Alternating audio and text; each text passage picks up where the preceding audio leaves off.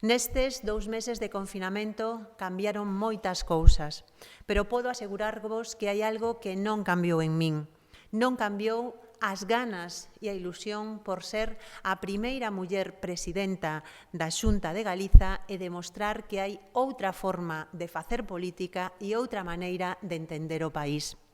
E agora teño máis convicción, máis ilusión e un compromiso reforzado porque o contexto tan difícil que vivimos fai que sexa máis importante poder poñer en marcha o cambio galego que representa o BNG.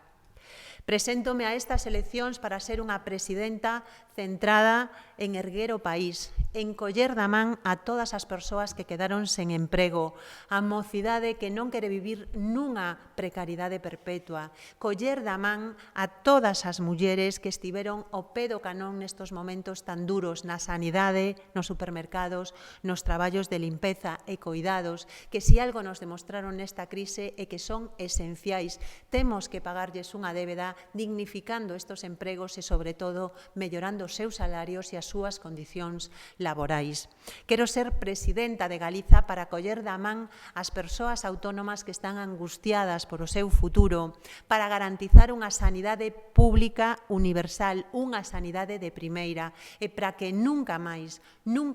teñamos que ver a pensión ás persoas maiores convertida no negocio duns poucos.